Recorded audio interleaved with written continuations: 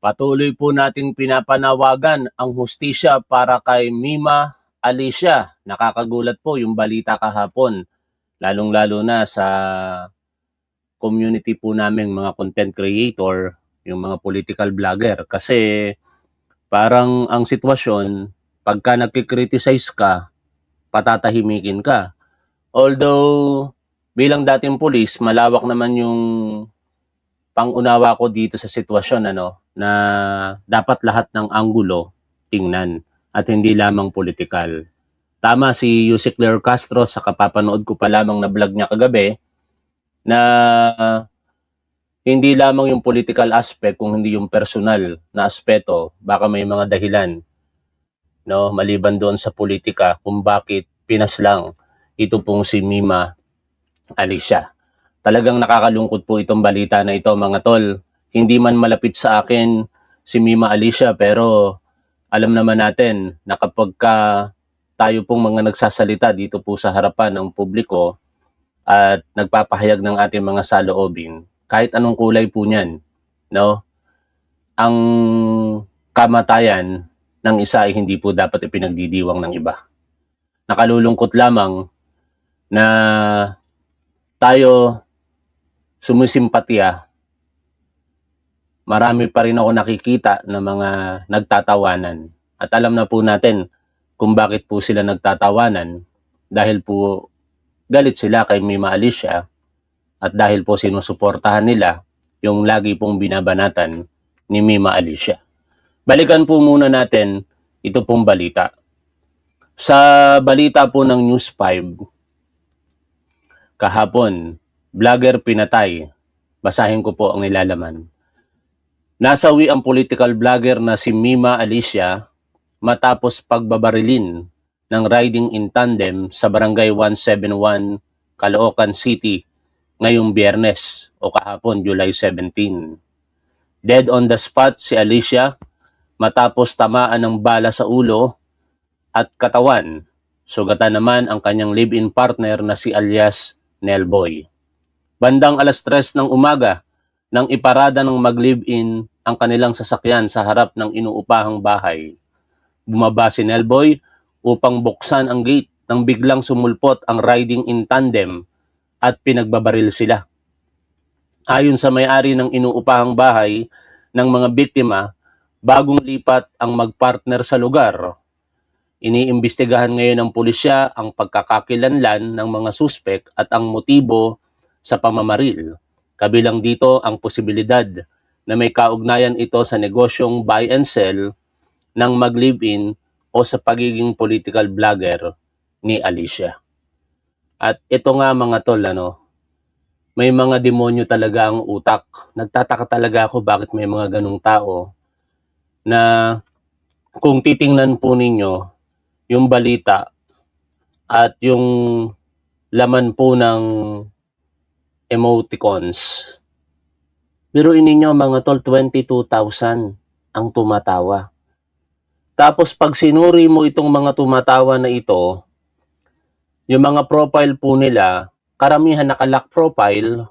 Ano yon, mga trolls? Meron din namang mga hindi naka-lock profile katulad po nung isang nagbabanta rin sa akin. Ako naman, dati akong pulis, wag niyo na akong pagbantaan, sanay na ako sa ganitong bagay. Sa dinami-dami ng mga nahuli namin at naipakulong namin nung panahon na ako pulis pa, 12 taon din ako sa kapulisan, hindi na po bago sa akin ang death threat. Yung iba nga dyan, harap-harapan ka pang sasabihan eh. Ito po, talagang minarapat ko nang hindi i-blurred yung mukha ng kanyang anak para lamang ipamukha sa tao na ito kung ano yung consequences ng kanyang action. Nag-comment po ito sa isa kong page at sinasabi nitong Rimon Reo Tanales, hindi naman siya nagbanta sa akin kung hindi lang maganda yung kanyang pananalita. Nako, sabi niya, sana sunod ka na top 1. Alam ninyo, kayong mga DTS o kung sino man, wag niyo akong tinatakot. Matagal na akong dumaan sa takot. Mahigit 10 taon nga. na walang araw na hindi ko ginustong mamatay eh. Di ba? Naikwento ko na sa inyo yan mga tol. No, noong mga panahon na dumadanas ako ng depresyon, kahit nung pulis pa ako, sabi ko sa inyo, pag may operasyon kami ng tropa, tapos kasama yung boss ko, matapang yung boss ko eh. Unfortunately, sumalangit na nga, kanyang kaluluwa. Sasabihin ko kay sir, sir ako na mauuna. Kasi wala akong pakialam sa buhay ko noon. No? Ako sisipa ng pinto. Ang katuwiran ko, pag namatay ako, tapos ang problema, may matatanggap pa ang pamilya ko. Pero hindi talaga niloob ng Diyos na mangyari. Kaya wag niyo akong pinagtatatakot. Ang sa akin lamang dito, magpakatao kayo. No? Gagamitin niyo pa yung profile ninyo, tapos magko-comment kayo ng ganyan, kasama niyo pamilya niyo. Itong tao na ito, nasa London yata ito, o United Kingdom. Tingnan mo, nakakahiya tuloy yung nangyari sa pamilya mo. Imbis na ikaw lang, pati pamilya mo nadadamay. Ikaw ang gumusto, ikaw ang nag-comment sa post ko eh. Kaya, sinearch ko yung profile mo at ito yung lumabas. Kasama mo ang mag-ina mo dahil sa kawalang hiyaan na pinagsasasabi mo. Meron pang vlogger, itong Dada, no? Ganito po yung sinabi niya. Yung vlogger na panay tatay nyo, karton, ayun, nauna pang nailagay sa kahon, ansaklap. Meron pang sinabi dito. 'Di ba? Yung vlogger na namatay, yung nagkakalat ng fake news na papalaglag si BP Sara Sahig at lintik makapanira kay Pastor Apollo C. Kibuloy ng KOJC. Karma is a bitch. Naging tabing dagat pa. No? Siguro ang tinutukoy niya, bitch na B-I-T-C-H. Anyway, ganyan ang mga uri ng mga DDS. Tayo, nung namatay yung political content creator na DDS, ako, personal, di ko kinatuwa yun. Nalungkot ako doon. Yung Sean Wayne ba yun? No, namatay sa sakit. Sabi nga nung isa kong nakitang komento, hindi karma itong nangyari kay Mima Alicia sapagkat siya'y pinatay. Kung meron daw karma, yun daw yung nangyari doon sa political content creator na yun na DDS dahil nakasakit at yun ang naging dahilan ng kanyang kamatayan. Pero again, pwede bang maging makatao tayo sa mga diskursong pampolitika? Hindi yung nagre-resort po tayo sa kawalan po ng damdamin para sa kapwa. Kaya tama itong si Professor Antonio Contreras dito sa kanyang observation eh. No, tungkol diyan sa mga pagtawa ng mga DDS, no? Hindi ako naniniwalang tatawanan si Mima Alicia ng pink, ng dilaw, lalong-lalo na tayong mga PBBM supporter at loyalista. Dahil kapanalig natin ito sa paniniwala. Kaya ang tanging tatawa lamang dito, mga Duterte supporters. At ito po yung panulat ni Professor Antonio Contreras bago po natin puntahan yung balita at yung naging vlog ni Jose Claire.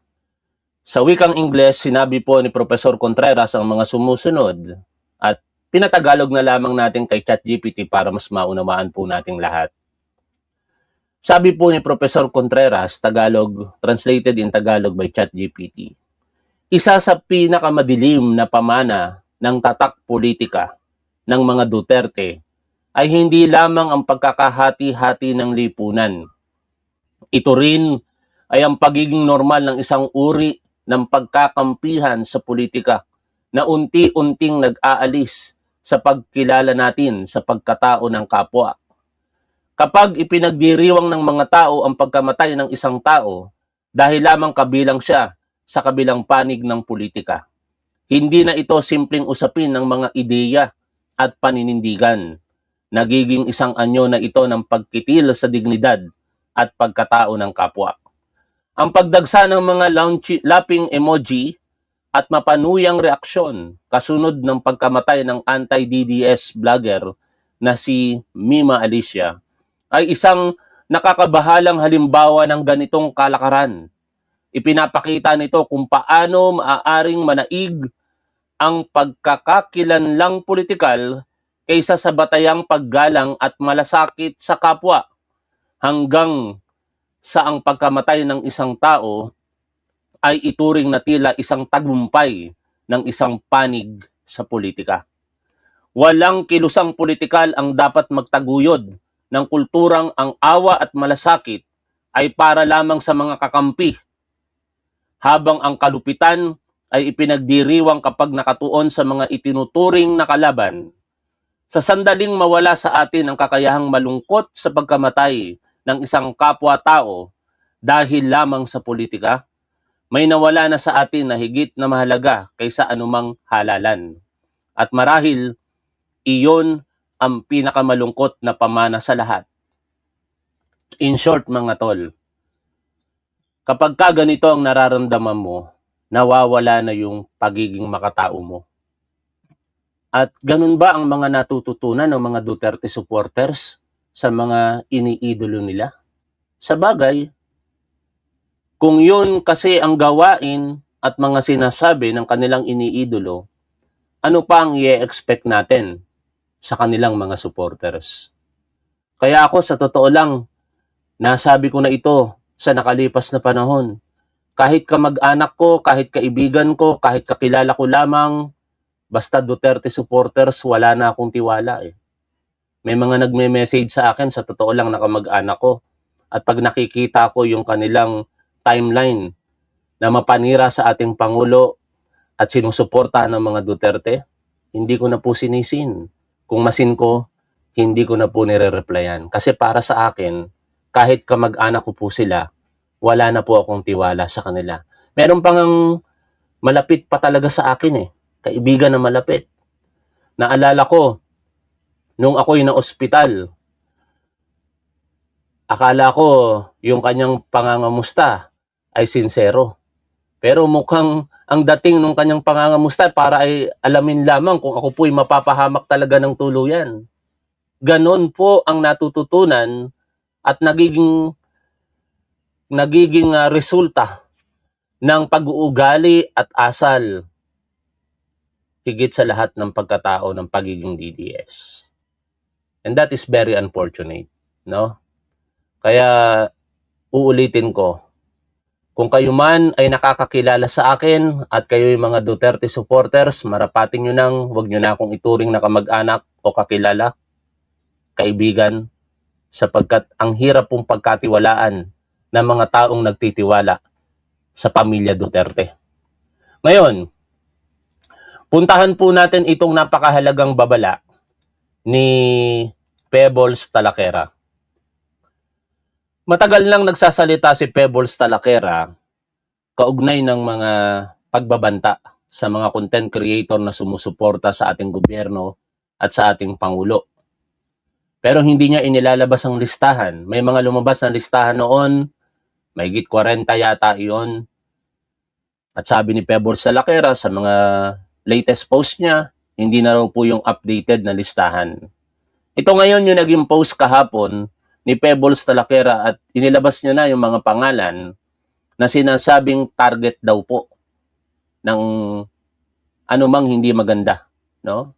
Perhaps katulad nung nangyari kay Mima Alicia, kasi nandito sa listahan si Mima Alicia.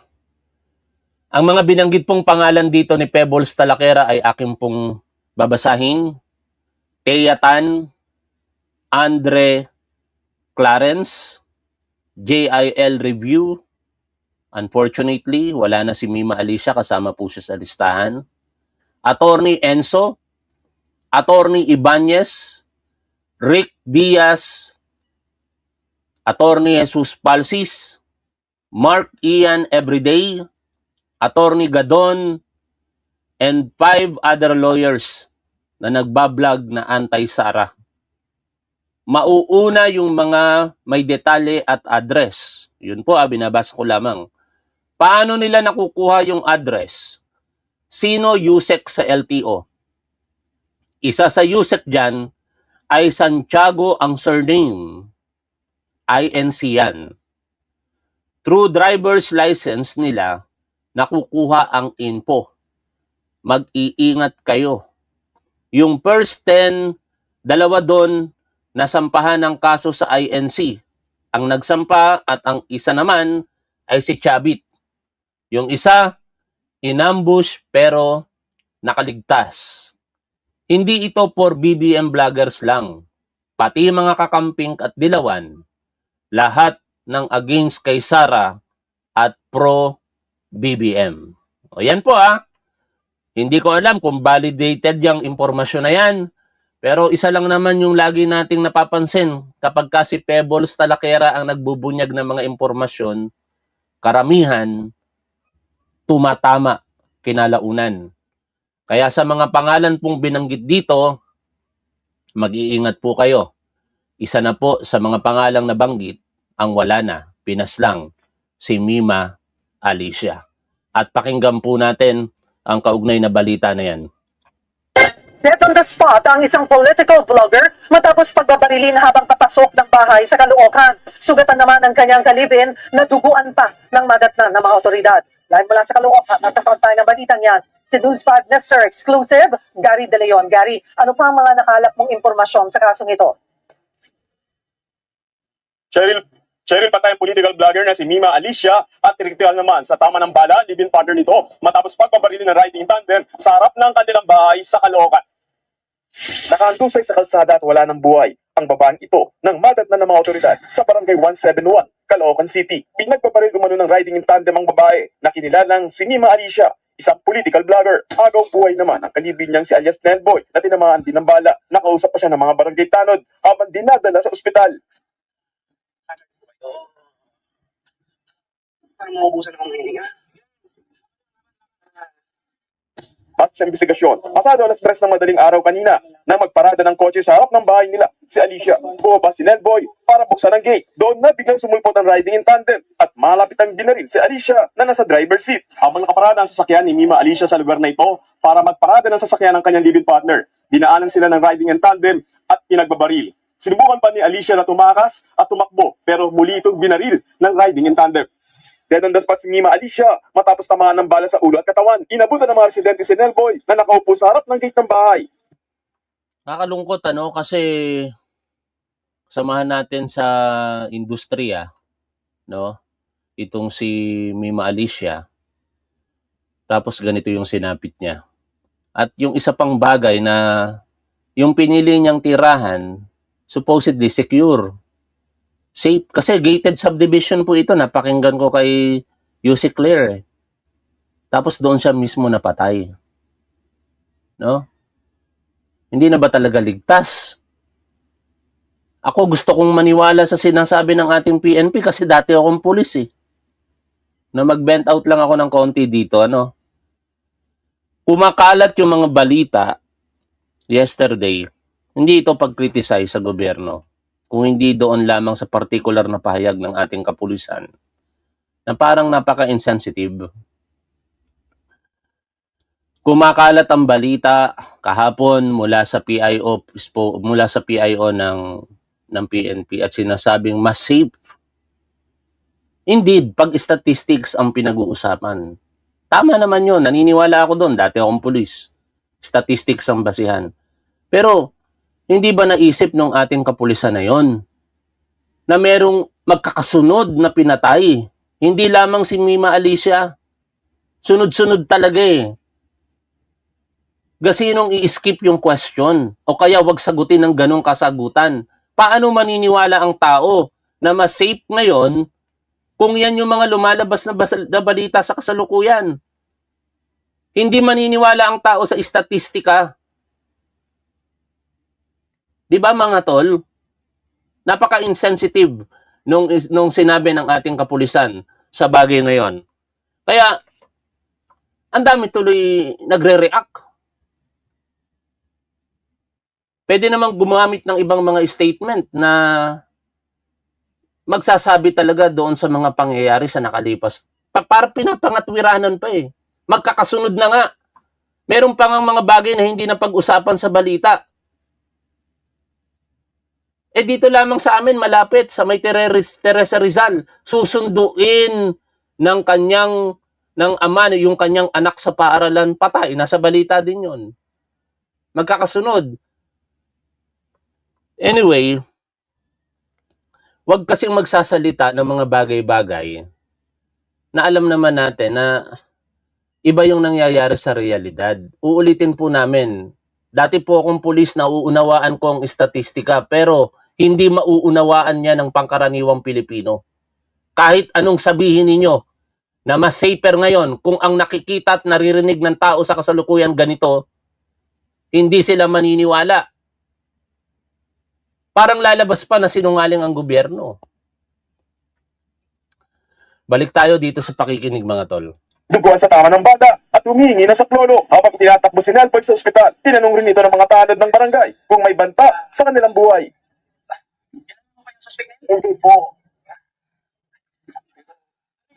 Sa ito po lang, tundang dito. Nandyan po sila nakakong. Ayon sa may-ari ng inuupahan nilang bahay, bagong lipat lamang daw sa Caloocan sila Alicia at live-in partner nito na si Nelboy. Mga 1.5 months po, sir. Sila, Opo. kilala siya. Nagbayan silang motor, sir. Kasi yung lalaki sir ang kausap ko dyan.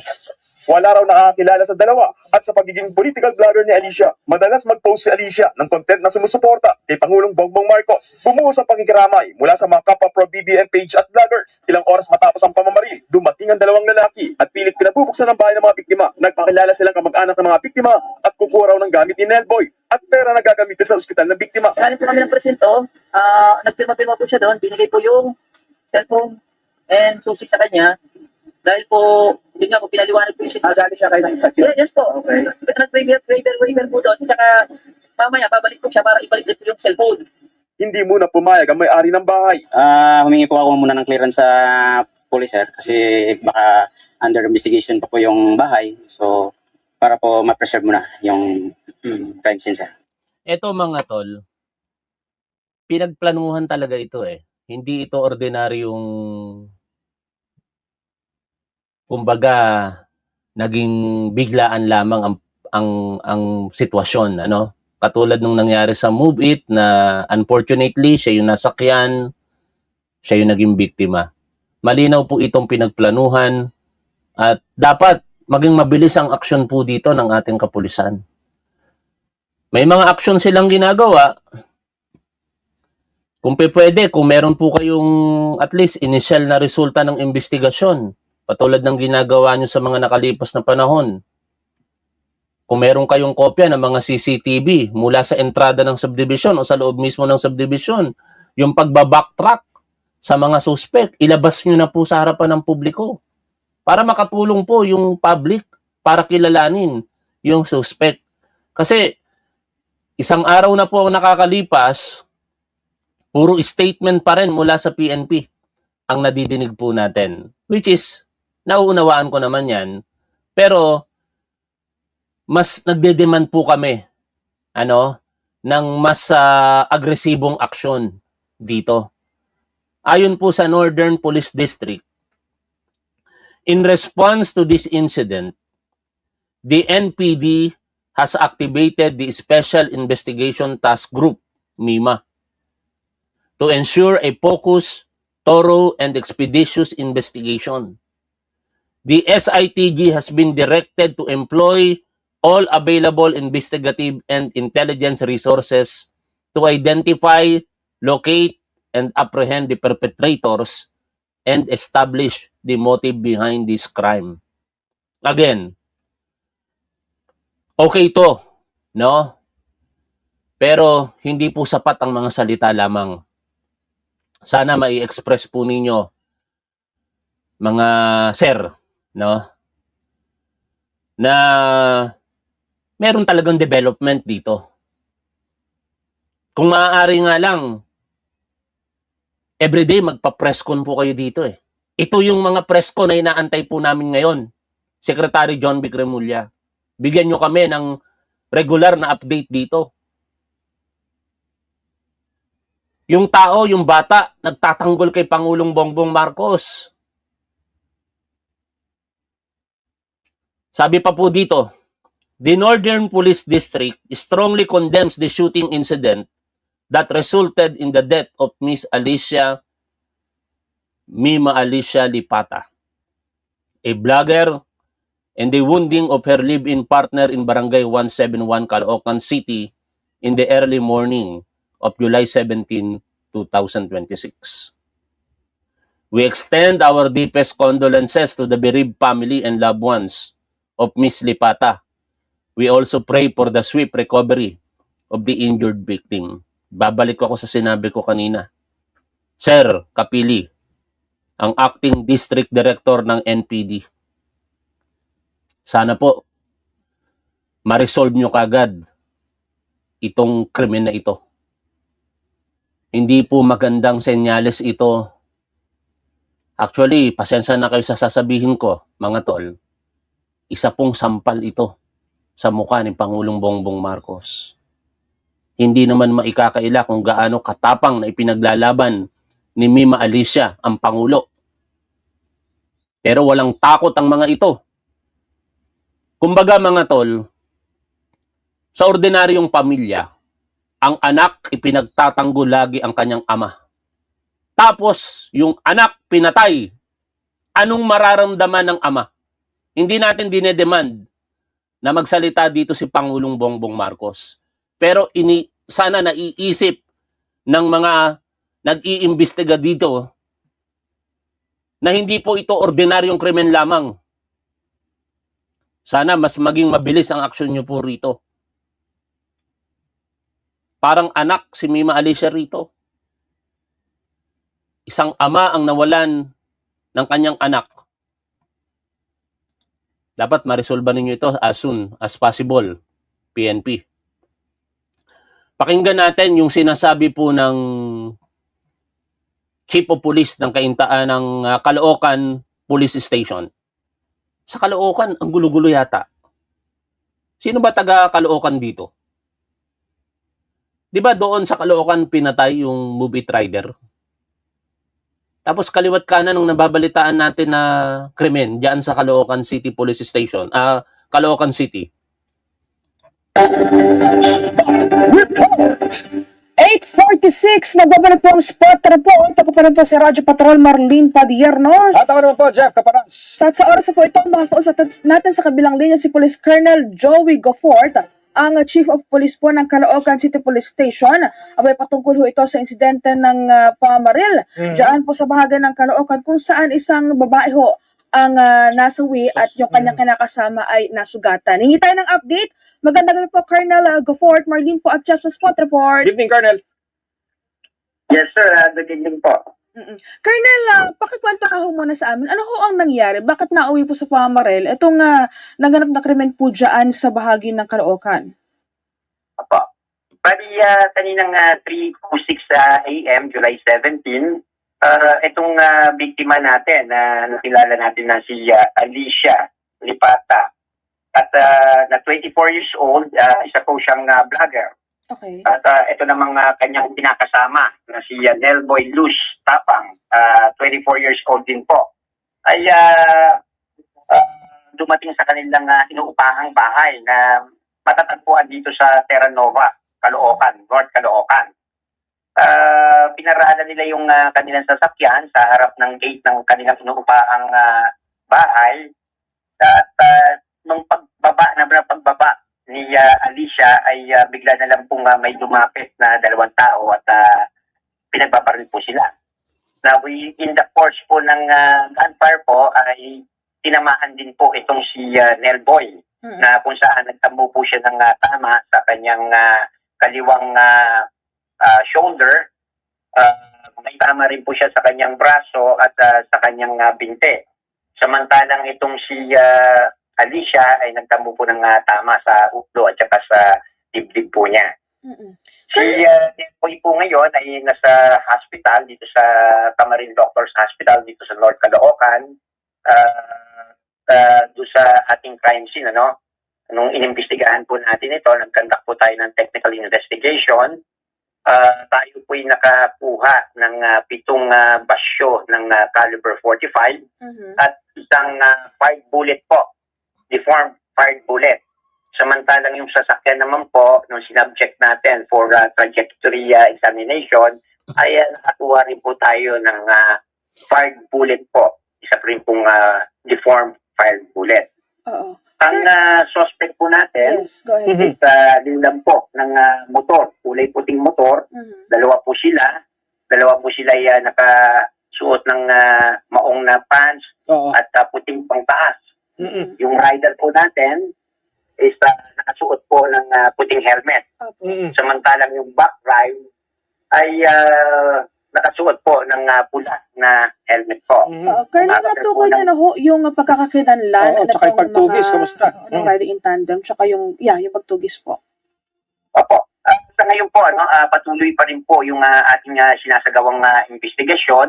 Mm-mm. Patuloy pa rin po yung ating forward and backtracking, yung pagre-review po ng CCTV upang malocate po natin and eventually ma-identify at ma-arresto po natin yung mga suspect. Ano pong motive? Yan, sana pakibilis-bilisan nyo naman mga sir, no?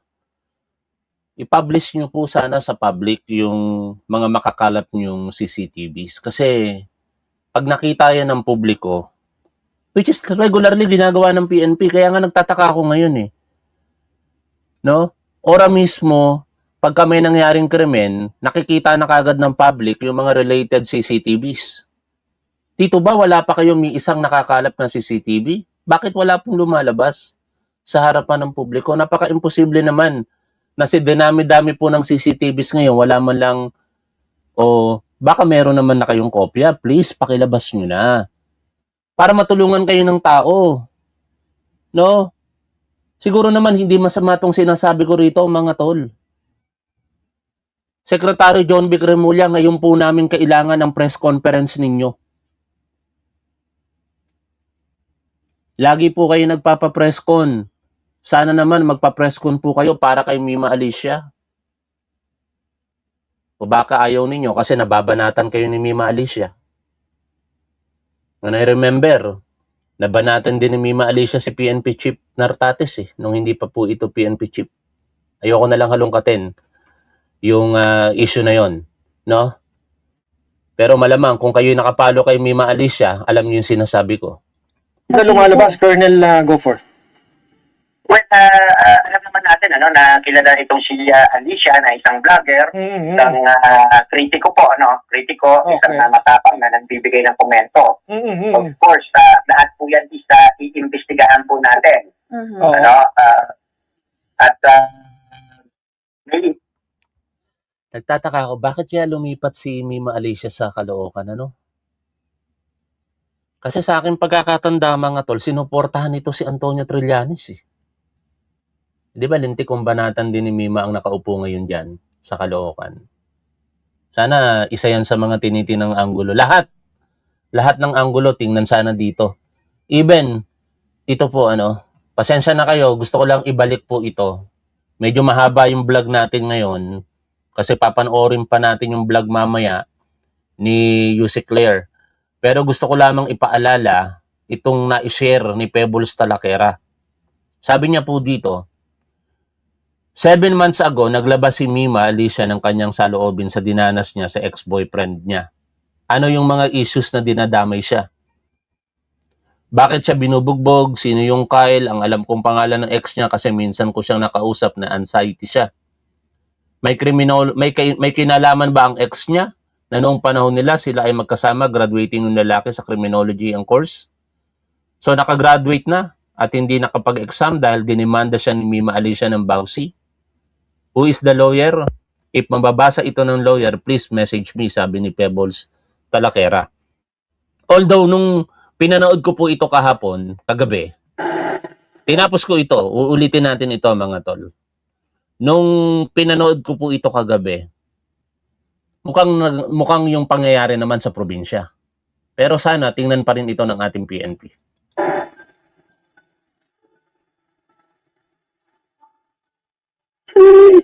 Ayun lang, no?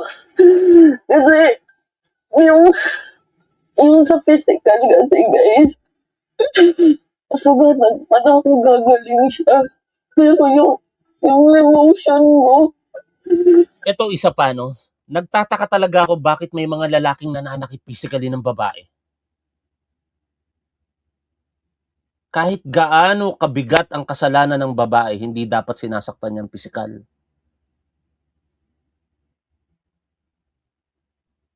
No? Kayo dito, sa mga kapwa ko kalalakihan, kung tatamaan kayo sa sinasabi ko, pasensya na kayo. Pero bilang lalaki, dapat yan ang general rule. Huwag tayong mananakit physically ng babae. Ako nakakapagsalita ako ng masakit na salita. Di ko makontrol minsan ang emotion ko eh. Pero kaya kong kontrolin ng kamay ko. Never akong nanakit ng babae. Alam niyo, top wife yan. Never akong nananakit ng babae. Huwag tayong mananakit ng babae physically, mga tol. Hindi yun nakakatapang. Ito, kakaawa si Mima Alicia. Oh. Biruin nyo, ang tapang-tapang ng image niya sa harapan ng publiko. Hindi ko ito napanood eh. First time ko ito mapanood kagabi, no, makita akong sinero nitong si Pebbles Talakera. Tapos may mga ganito palang anggulo na naging biktima siya ng pambubugbog ng kanyang ex. Wala nang malalaman ko, guys. Ayoko na.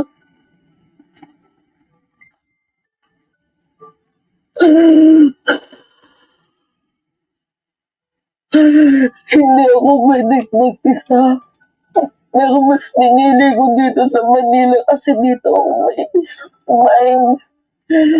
Gusto kong makasama yung magulang ko pero ayoko umuwi sa amin kasi mas nasasaktan ako pag nandun ako dahil sa mga problema, mga trauma na naranasan ko.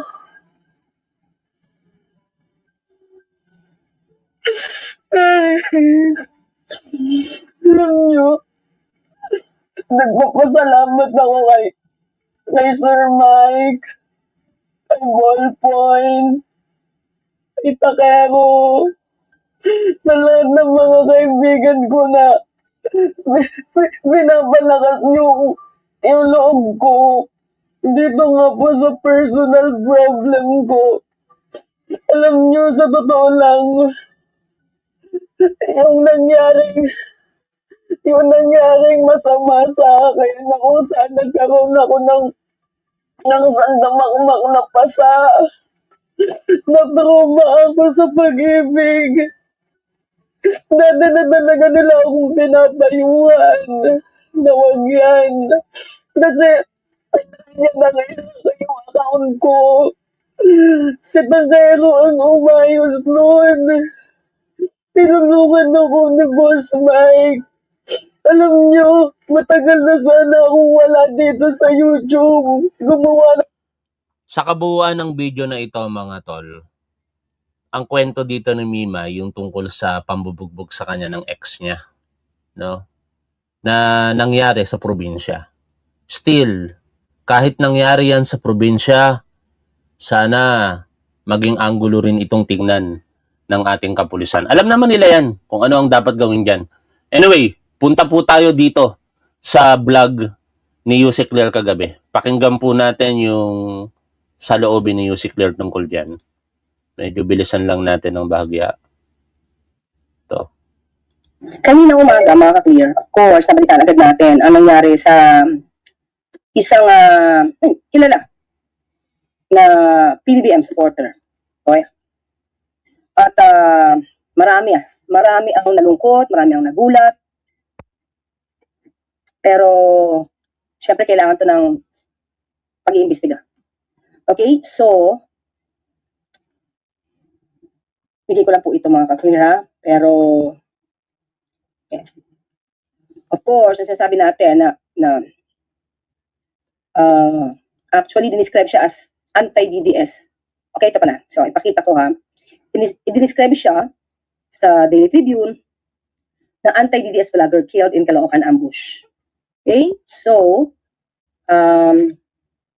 ipinakita pa nga ng Tribune na ang huli yata niya na topic, ang isa sa mga huli niyang topic ay patungkol sa nilalason. Siguro i-refer to doon sa yung pagpapakater, no? Ni VP Sara. Saka ni Atty. Zuleika Lopez. Siguro yun. Hindi pa napanood. Pero, ang nakita natin na supposed to be na last yata niya na episode today, ito nakita ko eh. Ito. Parang ito dapat, di ba? Yan o. Guilty agad. Kay Tano. Hindi na ito na eh. Cleared na daw yung ex top 1. Opo, doon sa sinampang kaso. Pero alam niyo mga tol, lahat sana tingnan ng anggulo dito. Wag lang tayo mag-focus sa DDS. hangad natin ang katotohanan dito. No? May mga anggulo pang ang sinasabi dito na related daw sa bagong negosyong pinasok niya. And unfortunately, hindi ko na pala napakinig sa inyo kanina yung balita na yon. Sinabi din nung City Chief of Police ng Caloocan, tinitingnan din nila yung anggulo ng kasuhan. Nagsampa ng kaso sina Mima Alicia sa isang vlogger at yung vlogger nagsampa ng kaso kina Mima Alicia. Kilala nyo naman siguro kung sino yung tinutukoy doon. Pero yun ay parte lamang ng malawak na investigasyon. Ang punto mga tol, wala dapat ditong ituring na hindi suspect sa kasalukuyan. Kahit ako, everybody should be a suspect. Ganun lang yun. Alam nyo ba na nagkaroon din kami ng tampuhan ni Mima Alicia noon? Nagkasagutan din kami sa social media. Although eventually, nung halalan, nakita kami sa event with Attorney Benhur Abalos at nagbiro pa nga ako, bati na kami. Kung natatandaan ninyo yun. Ang punto mga to, lahat dapat tingnan. Kasi sa bawat impormasyon na ikukonsidera, sa bawat anggulo na titingnan, mapapabilis nito yung pagre-resolba doon sa hinahanap nating katotohanan. At para sa katarungan dito kay Mima Alicia. Salamat kung yung boyfriend niya malinis na doon sa unang kaso. No? Wala siyang pananagutan pero parang ang hirap tanggapin nun. Nakita naman natin yung video ni Mima Alicia, binugbog. Tapos malinis, walang kasalanan. Anyway, ibang aspeto yon. Still, pinakita ko lamang sa inyo dahil yun din yung nakikita ni Pebbles Talakera. Tuloy po natin pakinggan dito si Yussi Claire. Supposed to be 9:30 p.m. Kagabi siya. Diba? Yan. So, nakakalungkot, mga ka-clear. Kasi, alam mo, kahit ano pang kulay mo, anti-DDS ka man, or anti-Duterte ka man, or hindi ka supporter ng PBBM, di naman kailangan mag-resort sa ganito. Diba? At yan din ang sinasabi ko dito sa mga ka-clear, na huwag tayong magre-resort to this kind of, discussion, argumentation, na buhay, ang ipangangampanya na mawala. Maski na naman kagabi, pinanggit natin mga ka-clear, di ba? Sana yan ang naiisip ng mga natin lahat, hindi lamang ng mga DDS nating lahat, no? Kasi ito magpapakatotoo lang ako sa inyo mga tol. May mga nababasa din ako from time to time na mga supporter po ng gobyerno na ganito rin mag-isip eh. Ayoko magpaka-plastic sa inyo. Sabi ko nga sa inyo, hindi ako nang please dito ng manonood. And perhaps baka yung ilan sa inyo nanonood ngayon, wag natin alisin ang pagiging makatao dahil lamang sa politika. Ako, critics ako ng mga Duterte. Pero never kong pinanalangin na mawala ang sino man sa kanila. Hangad ko katotohanan, pananagutan. Nanggagaling pa ito, mga tol, sa isang tao na marumi na ang kamay. Kasi, sa totoo lang, may mga pagkakataon na uusigin ka talaga ng konsensya mo eh. Kahit sabihin mong trabaho, nagawa mo.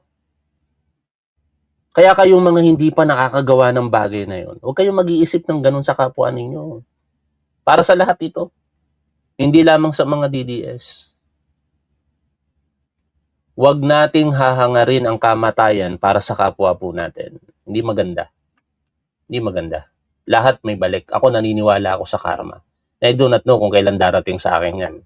Pero I hope, sana naman, nagawa ko na yung nararapat. Higit sa lahat, sana hindi mapariwara pamilya ko pag mawala ako. Ganun lang naman yun eh. Kaya wag niyong pangarapin. Kala nyo matapang kayo porkit ganun ang sinasabi ninyo. Katulad nung isang DDS dati na napanood ko, na sinasabi na bugbog daw ng kapwa niya DDS. Yung boy lighter ba yun? Napanood ko dun sa video niya. Kayong mga taga Luzon, wala kayo. Kami dito sa Mindanao, kinakain namin ng bala araw-araw, may mga paganon-ganon pa siya. Sabihin mo lugar mo, pupuntaan kita, ako mismo papatay sa'yo. May mga paganon-ganon. Nakakasikat ba yon? Oo, sisikat ka pansamantala, pero hindi ka maglalast. Maraming mga naghahangad na sumikat nang dahil sa mga maling kaparaanan, hindi naman sila tumatagal. At balik tayo sa sinasabi ni Yusek Claire dito. Simple lang naman yun, dapat maging makatao tayo. Kung makatao tayo, hindi nyo masasabi yung mga bagay-bagay na ganon. Hindi nyo hahangarin ang hindi maganda sa kapwa ninyo. Yung tungkol kay Senator Robin Padilla, pinagbantaan ng buhay niya. Di ba na-alarma din naman siya? So, kung alam pala niya, di ba? Kung alam pala niya na mali, no? Alam pala niya na mali ang ginagawa nito at makademonyo or malademonyo na ang mga ginagawang ganito na pangangampanya para pumatay or mamatay ang isang tao, sana naman natuto na siya. Sana natuto siya at sana pigilan niya yung kanyang mga kaalyado o kaya yung mga sumusuporta sa kanila. Kasi siya mismo nagsabi, malademonyo yung ganong gawain. So, di ba mga kapatid? Imagine, yung pagbabanta sa kanya, kinundin na niya. Di ba? Kinundin na niya. Senator Robin Padilla. Ang tanong natin, yung pagbabanta ni Vice President kay Pangulo, hindi ba kakonde-konde na yun? Di ba? Kaya alam mo mga ka-clear, sa totoo lang, parang nga wala siyang moral ascendancy. Yan ang problema kay Robin Padilla. Masegoy natin yan, nabanggit ni Yusek Claire. No? Ngayon, ano yung kasabihan na a taste of your own medicine? Yun ba yun? A dose of your own medicine? Yun ba yung kasabihan na yun, mga tol? Kasi pagka kapanalig nila o sinusuportahan nila, okay lang na may pagbabanta. Okay lang na sinabi ni Rodrigo Duterte noon na ang mga taga-COA kanyang ipapa-ambush o ipapapatay. Okay lang na kung sino-sino yung mga sinabihan ni Rodrigo Duterte na mapapasama. At higit sa lahat, okay lang kay Robin Padilla na itong si Vice President Sara Duterte nagbabanta sa buhay ng Pangulo, ng unang ginang at ng dating speaker. Pero ngayon, personally na-experience niya, hindi na okay sa kanya. Puntahan nga natin yung post na yon ni Robin Padilla. Tingnan nga natin yung binanggit ni Yusek Claire. Ito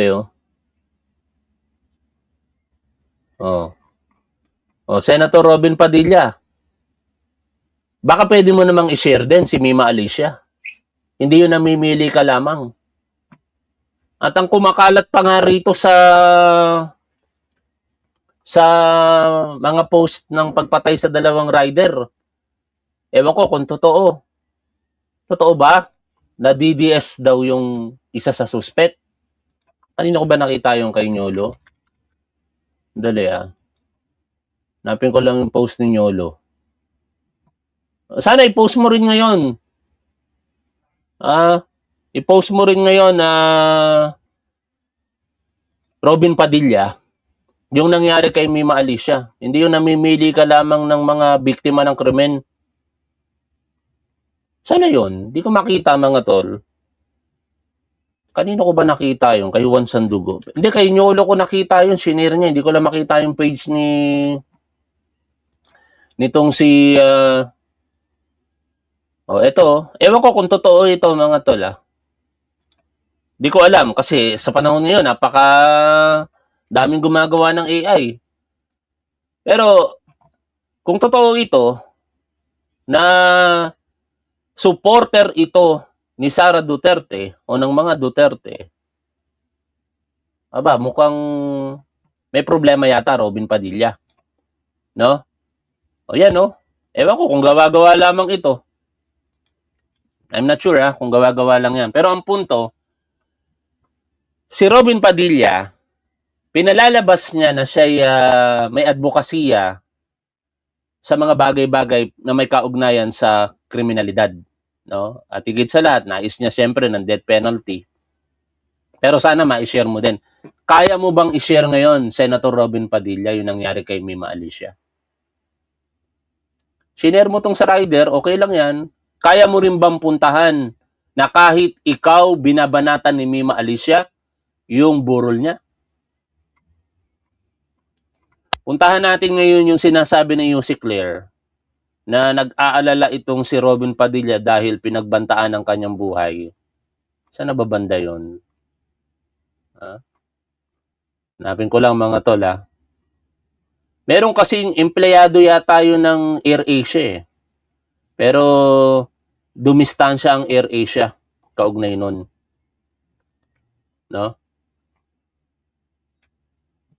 Ang sinasabi kasi nung nagbabanta sa eto. Sabi dito, nag-comment lang naman tong May Eunice at eventually napag-alaman na empleyado daw po ito ng AirAsia. Wala bang maglalakas loob barilin bigla si Robin Padilla? Nagtatanong siya. Sineryoso ito ni Robin Padilla. Sabi niya, Allahu Akbar. Ano ba ibig sabihin ng Allahu Akbar? Malagi kong naririnig sa mga Muslim yan eh. No? O, hindi ko nababanggitin. Salitang Muslim ulit. Kaya parang demonyo na ang mga kriminal sa pagpaslang ng tao dahil sa mga katulad nito na pinagkakampanya ang pagpatay ng kapwa-tao. Mapapaganito na lang talaga ako mga tol. Napaka-selective ni Senator Robin Padilla. Porket siya na ngayon ang involved, ganito na yung mga sinasabi niya. Pero hindi niya kayang komentuhan kung ano yung sinasabi ni Vice President Sara Duterte o nung boss niya na si Rodrigo Duterte.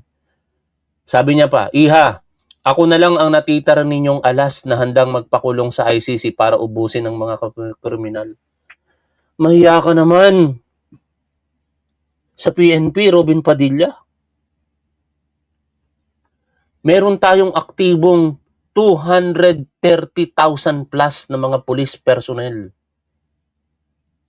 na ang pangunahing mandato ayon sa mission ng PNP, Senator Robin Padilla. They are there to enforce the law, prevent and control crimes, maintain peace and order, and ensure public safety. Tapos sasabihin mo yung ganito, ikaw na lamang ang natitira para ubusin ng mga kriminal? Wow! Grabe naman pagbubuhat ng bangko yan sa sarili mo. Baligtad pala. Grabe naman pagbubuhat ng sarili mong bangko yan. Robin Padilla. Kakaiba ka talaga. Anyway, balikan na nga natin to sinasabi dito ni Yussi Claire. Baka kung ano pang masabi ko eh. Hindi, sabihin ko na, ang tanga nyo talagang mga bumoboto kay Robin Padilla. Napakatanga nyo talaga, kasama ka doon top 1. At yung katangahan na yan, wag na natin uulitin sa 2028. Na magsabi na malademonyo yun hanggat hindi siya natututo. Okay? Kasi, tandaan nyo, nung tayo napunta sa Canada, may mga DDS doon. Ano sabi, mamatay ka na sana? Tapos sasabihin ni Senator Robin Padilla, balat sibuyas. Diba? Mga krimen-share lang ako, nakita ko to ha. Kaya ito ang mangyayari sa atin eh. Okay. Itong pwede mangyari. Ayan.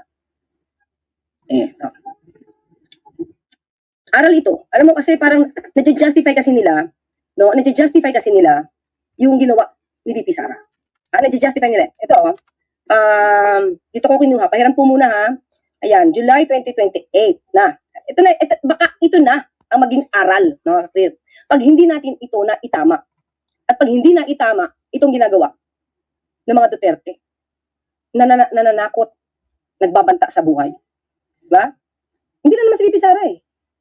Diba? Nandiyan din naman si Baste. Nandiyan din si Baste. O, yan. Kaya yan, pinagbantaan po ako ni classmate na papapatay niya daw ako pag lumabas ako dito. Ha? Conditional yan, ha? Hey. Baka naman may magandang reason siya, kaya niya nasabi yun. So, maliwanag, di ba, yung mensahe. Maliwanag yung mensahe dito. Kasi nag-justify ngayon yung ginagawa ng mga Duterte, pati yung mga DDS, na patungkol sa mamatay ka na sana, buhay ka pa girl. May gumanyan mga kaklir, kay Angel Locsin. May nakita ako. Buhay ka pa pala girl. Kala ko dead ka na. Ganun sila. Pero, ito si Senator Robin Padilla, nakaranas ka ng ganyan. Hindi ba dapat magsimula ka na patigilin mo yung mga kaalyado mo? na huwag maggaganon. Huwag magbabanta sa buhay. Huwag paggalaruan ang issue ng buhay. Pero balik tayo mga clear. Sana matuto na siya. Okay? Okay, dito tayo. Saan siya? Okay. Ito mga clear. Ang bata pa pala niya, 24 years old lang, oh. Okay, kasama niya ang kanyang live-in partner. At, yan. Riding. So, ilang kaya ito? Teka lang mga clear. Meron ako ditong report. Okay? So, ito. Police identified the fatality as Alicia Lipata, an anti-DDS vlogger. Okay? According to witness Ed Eliazar, a neighbor of the victims, he heard several gunshots at 3 a.m. and went outside to investigate. He found Lipata lying unconscious on the road with a gunshot wound to the head, while Lius was still conscious despite suffering multiple gunshot wounds. Eliazar immediately sought assistance from Jesus Alboro Jr., the owner of the house rented by the victims. Alboro rushed Lius to Camarin. Wait, Okay, Camarin Doctors Hospital for emergency treatment. Police have launched, okay, saan si ano? Ano nangyari kay ano?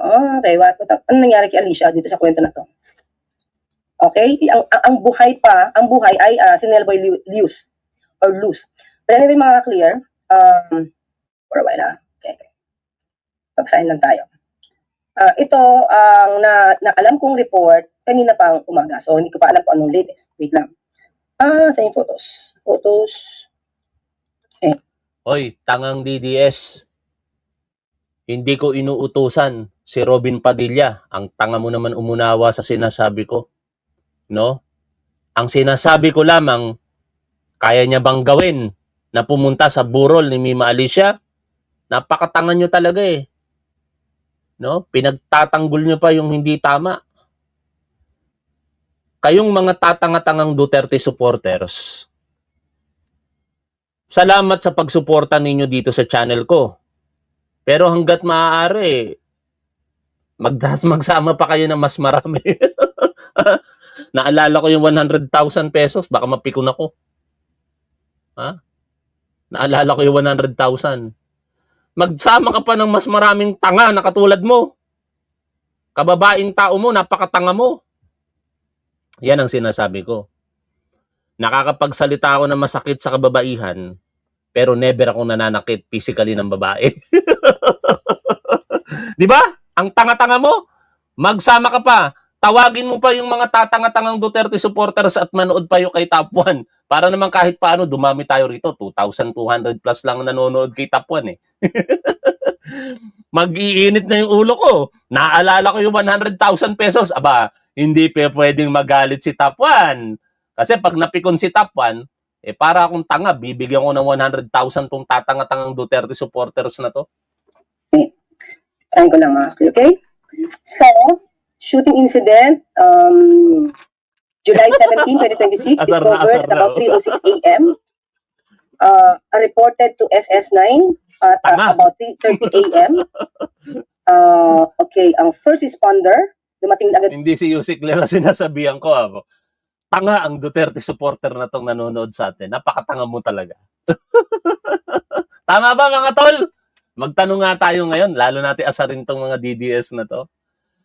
Comment 1 kung tatanga-tanga ang mga Duterte supporter na nanonood kay Top 1.